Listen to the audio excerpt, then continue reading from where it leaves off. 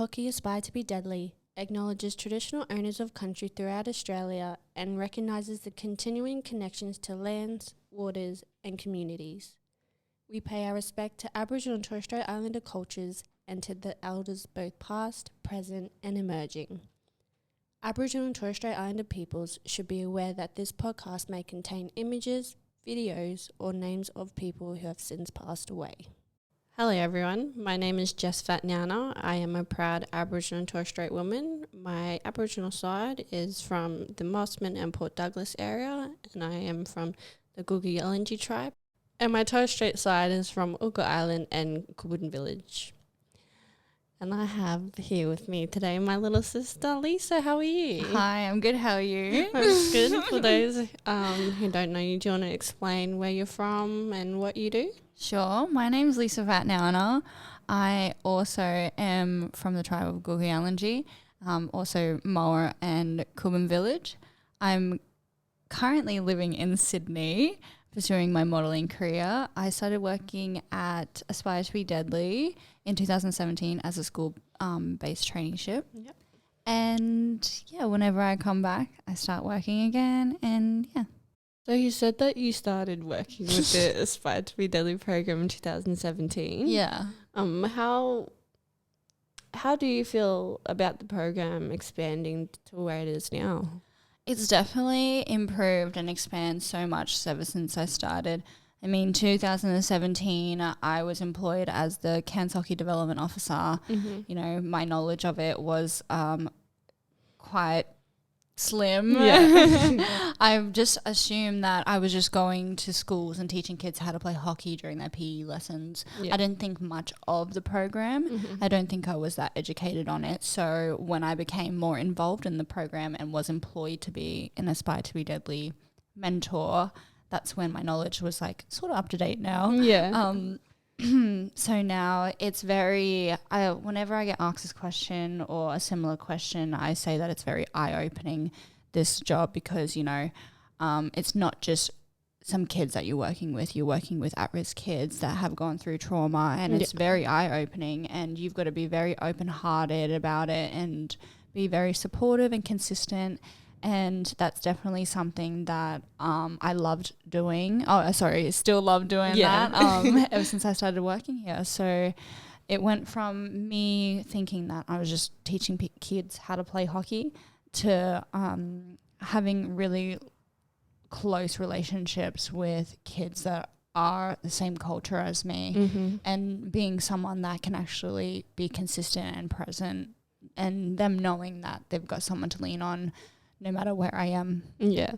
So we obviously grew up together, considering we are sisters. Yeah. And you've been part of rep teams and stuff like that when you were growing up through hockey? Yeah. So I was making cans and rep teams from probably the age of like 10 or so. I don't even remember. But yeah, I've been playing cans and rep and Hawthorn Shield ever since like now. So yeah. Yeah, so how far have you gone through rep stages? So the furthest I've gone is actually representing the Australian country women's team, which I went away in 2020. I toured Malaysia, and it was actually quite like, I loved it so much. So I've already been to Singapore, so I knew that playing overseas is going to be difficult, like different climate, different cultures, different people, different environment, even different turf. Yeah. So yeah, and it was really, it was quite realistic because, you know, I was the only Aboriginal and Torres Strait Islander or like Indigenous person in the out of the men and the women's team. And when I got to Malaysia, the women and like the people that we were versing, the women and the men, they were just staring at me like a lot. And even the umpires and their president was like having photos with me. I felt very famous. But I think it's because they were saying to me that like I looked like them, and they thought it was very strange, and they had no idea what my culture was. And I was trying to explain it to them, but they didn't know where the islands were. So you know, that's something that I definitely want to bring to modeling, just like go overseas and, you know, represent my culture and just to educate people that, you know, we are here and there are the islands and, you know, educate them. And having hockey here in Cairns, and you don't really see much people looking like us, like Indigenous people. Was it hard for you during rep times when you didn't have a mentor like they do now? You know, yeah, it was quite hard. You know, I didn't really go through much as some people have. Yeah. But I did feel like sometimes when I was in representative teams that as being the only Indigenous person on the team, I felt like I had a target on my back no matter where I went. Yeah. And it feels like nearly every team I've been in, it feels like someone has, you know, been after me for something, like, if that makes sense. Yeah. But and it will still happen today, and just like I can't do anything about it. But it's nice that when our girls go away, or like our boys as well, that they've always got someone there to help them out. If they're having, you know, feelings that someone is targeting them, then they can definitely bring it up to us, and we can definitely have something to talk about, other than you and I being like teenagers and stuff and having to deal with that ourselves. And you know, with us, we don't like confrontation. We don't like being shamed in front of people. Yeah. And well, that's nice. You don't obviously need to say names, but who would you say impacted your life? Like getting to know the student and seeing how well they've grown. That's a tough question. I mean, I've seen students ever since 2017 when, you know, I was in grade 12 and these kids were in grade 5 or so. Yeah. You know, growing up alongside them and being so close to them, like not as in connection, but also age difference. Like we weren't so much older than these kids. Yeah. And, you know, seeing their improvement and their growth through like not even just hockey, just like behavior and attendance at school and their home life and the way they treat other people is just so crazy, because I feel like the reason why they're like that is because they've had people like us not really put them in line, but just just to be the older sisters, I guess. Yeah, I like to refer us as the older sisters or the aunties. or the like to call us uckers. For those who don't know what ucker means, it means grandmother. So you said you went to Singapore. Do you want to tell us a bit more about Singapore and why you went over there? Sure. I love Singapore. I went 3 times. What? The first time it was actually quite different because I've never been overseas before, and especially the style of hockey that they play, like the Singapore women's national team or something, under 18s. Yeah. They were amazing. Like they just let the ball do more movement than us running, because we would just, you know, run the ball and see how we go. Yeah. But they used the ball to their advantage and they were passing it around a lot, sort of tiring us out. And the difference, that was a massive difference between our play of hockey and their play of hockey. Yeah. So it was nice to see different play of hockey. So yeah, the first year, you know, different country, different rules, and also a different game when it came to the sixer side. It was a lot faster. I was trying to get used to the humidity and the heat over there. And then the second time, it was like I felt like I knew what I was doing, but obviously didn't get the job done. And then the third time I was like, I was so happy because like I got to go with you. Yeah. And we also had like other representation like Jara Flinders and Sarah Cochran. Mm-hmm. And it was nice to have Paula Valmadre and David McNeil as our coaches. Yeah. Awesome. But yeah, it was nice to my third year would definitely be my favorite. Just because I myself as a hockey player, I knew exactly what I needed to do. Still didn't get the job done, but it's okay. Let's not talk about the semi-finals. Let's not talk about it. Yeah, I'd say hands down that'd be my favorite experience through hockey as well. I'm not obviously in rep or anything like that, but being close to rep, that'd be the best experience I've had. You're good. Shut up. So we always have a role model in life. Do you have any role models? Role models. Are you talking about modeling or hockey specifics? Just in general, do you have any? Oh, it could be both, maybe. Okay. Well, I would say my my hockey role models would be definitely my coaches. So, as you know, there's 3 of them. Yeah. I won't get teary now. So the first one will definitely be Kerry King. I first started playing with him when I was 7 years old. He taught me how to hold a stick and he taught me how to hit the ball and run with it. My favorite game was to play dog and bone with him at training. So the first year I wasn't so good, but you know, he kept training me. He believed in me a lot, actually. Yeah. And